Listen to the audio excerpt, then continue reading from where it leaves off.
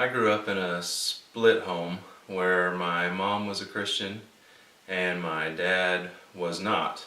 My mom's whole family were Christians and my dad's whole family were not.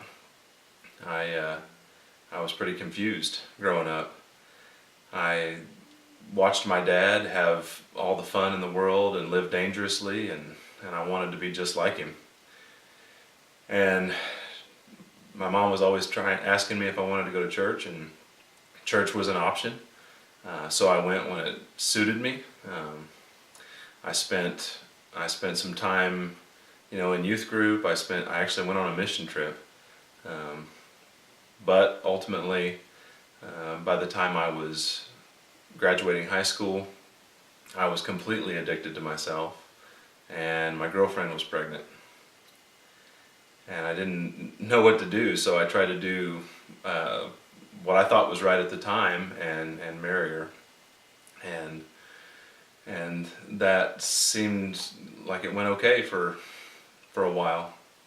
And I went to college, struggled through, worked full time, came out 8.5 years later, thinking that getting a job, moving to Bentonville and getting a job at Walmart and making a salary, I thought that that was going to solve all my problems.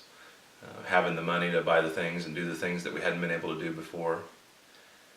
But within a year, I had lost my family, and not only that, but I'd hit rock bottom, and that's where it gets interesting, because that's when God showed up. That's when He had placed people in my life that I had ignored, that I had not paid attention to, that all of a sudden were there at the right time, saying the right things, and I was hungry for something different.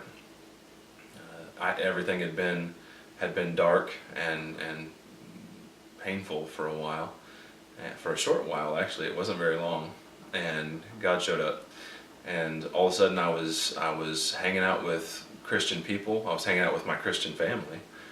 I was going to church. I was reading anything I could get my hands on, but it was still a struggle. And then I found myself, I had taken my kids down to Devil's Den, and I was sitting on the bank, and they were off playing, and it just seemed like I was there alone, and all of a sudden I felt like I was supposed to close my eyes and visualize giving my burdens over to Jesus. And I closed my eyes, and all of a sudden I was transported to a different place, and Jesus was sitting right next to me. I looked down in my hands, and there was what looked like a black stone.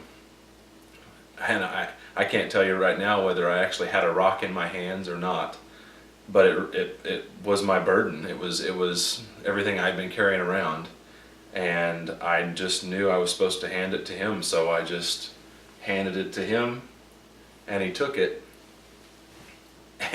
and instantly I was relieved, and I thought, wow, that was too simple. Could that be all there is to it? But it was. 10 years have passed. God has given me new dreams. He's given me new hopes. Every day's been an adventure. It's incredible. He's given me the most incredible thing, other than Jesus, is that He gave me a new chance at being a husband and a dad, and everything has just fallen into place ever since. It's I just I can't understand why people who know this truth would ever turn from it, and why anybody would ever want to live any other way. My story, that's the shortest version of my story I can tell. There's a lot more to it. If anybody wants to hear details and the long version, I'd be glad to spend time telling you more about our Father.